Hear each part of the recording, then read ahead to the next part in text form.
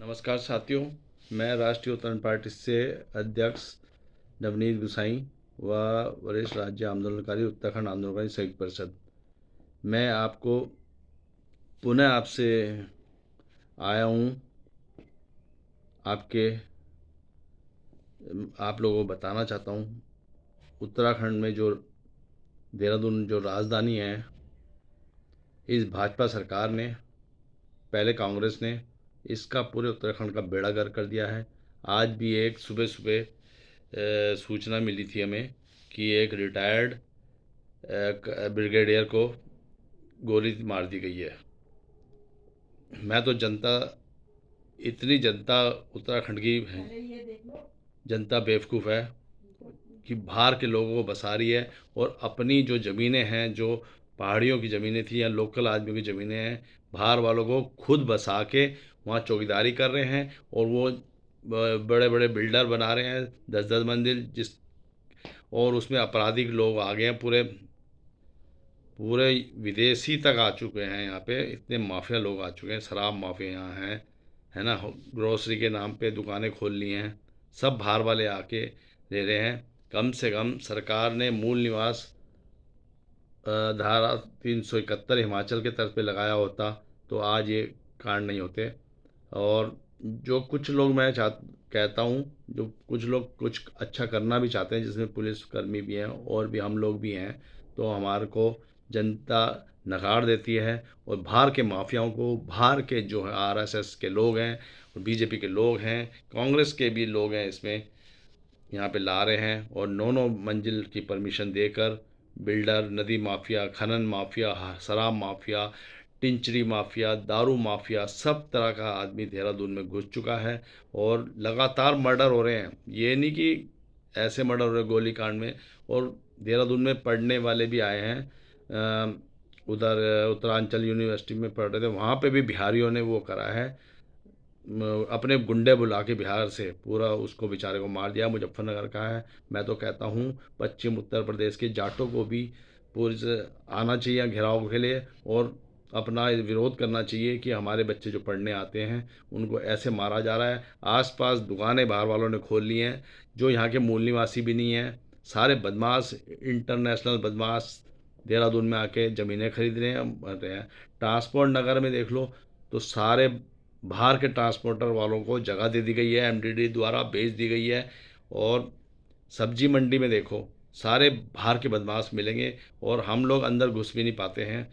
और जो हमारे जितने लोकल आदमी हैं, इन्हीं की वजह से गंदगी हो रही है। और अब तुम्हें भुगतना पड़ेगा, बहुत जल्दी भुगतना पड़ेगा। धारा 371 तुमने विरोध करा और हम जैसे लोगों को, लोकसभा का भी इलेक्शन लड़े हम, और भी इलेक्शन लड़ते हैं कि उत्तराखंड बचाने के लिए लड़ाई करते हैं।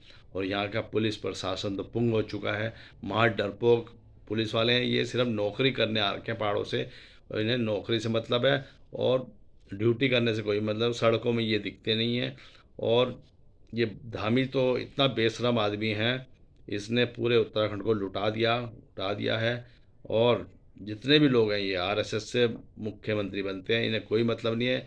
मलाई चाटने आ रखे, लूटने आ रखे, इन्हें कोई मतलब नहीं है। धड़ाधड़ कल ही हमने कोरोना अस्पताल गए और जो पीआरडी का जवान था रतूड़ी जी, उनके सरेआम थाने में मार दिया गया है। और एक केस में दम लगाया था लोगों ने, जो रणवीर केस मारा गया था बहुत साल पहले गाजियाबाद का। उन्होंने पुलिस वालों को बहुत सबक सिखाया, मगर पुलिस वालों ने भी उसमें लीपापोती कर दी थी। वो तो पूरा पश्चिम उत्तर प्रदेश के लोग देहरादून में कूच करा और उनके डर से इन्होंने उसमें सीबीआई जांच करी। और वो मेरे ख्याल से 19 पुलिस वाले जेल गए हैं, जबकि उसमें भी एक जीडी भट्ट था कुमाऊनी, वो उसकी सारी हरकतें थी, उसकी वजह से हुआ था। और बहुत बुरा हाल हो गया है, मर्डर पे मर्डर हो रहे हैं। आप लोग अभी भी नहीं छेते तो आने वाले टाइम में पूरा बिहारी प्रदेश हो जाएगा।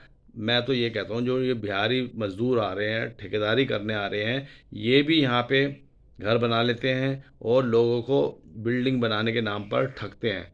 और उनसे ज़्यादा पैसा ऐंठ लेते हैं, फिर वो दूसरी जगह काम पकड़ लेते हैं। अब लिखा पढ़ी तो वैसे ही सॉलिड होकर नहीं पाता आदमी, उन्हें पता नहीं होता, तो उनको भी लूटते हैं ये लोग। उसका अगर पुलिस में वो कंप्लेन करना चाहता है उस ठेकेदार के खिलाफ या बिहारी के खिलाफ, तो पुलिस उस ठेकेदार के साथ मिल जाती है, क्योंकि वो पैसा चढ़ा देता है इनको।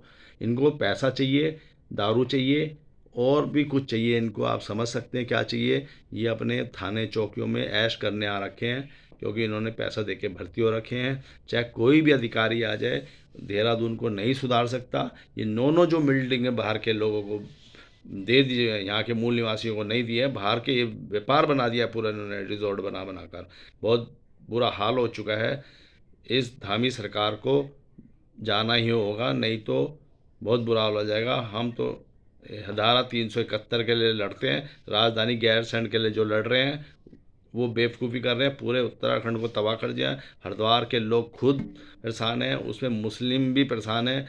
सहसपुर साइड के उनकी ज़मीनें भी माफियाओं के साथ मिलकर, सहारनपुर से आ रखे माफिया उनकी ज़मीनें बेच रहे हैं, और ये उन्हीं के साथ देते हैं। अधिकारी जितने अधिकारी हैं उत्तराखंड को लूटने हैं, पैसा बनाना है इन्होंने, और पूरा ही बेड़ा गर्क करना है उत्तराखंड को। मैं तो आपको समझा रहा हूँ, आप लोग चाहते हैं, और क्या कहते हैं, अपने पश्चिम उत्तर प्रदेश के लोग भी आएँ, हम उनका सहयोग करेंगे, हमें बुला लें और हम लोग भी साथ आएंगे।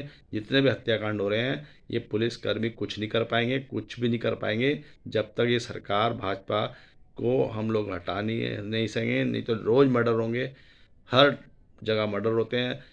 कहीं भी कुछ पड़ा होता है सामान बाहर किसी के दुकान में, लूट लेते हैं ये लोग। हर तरह का माफिया है। अब बिजली माफिया भी आ गया है यहाँ पे।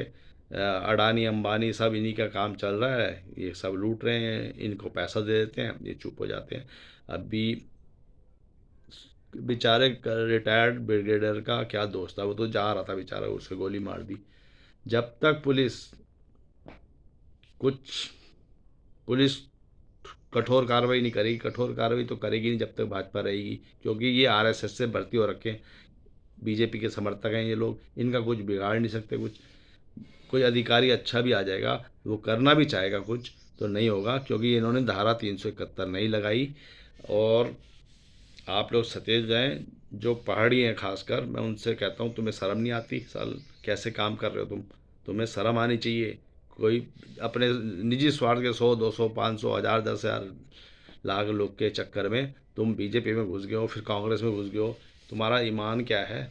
कम से कम क्षेत्रवाद के साथ तो रहो, जो सच्ची बात करते हैं। नमस्कार, धन्यवाद।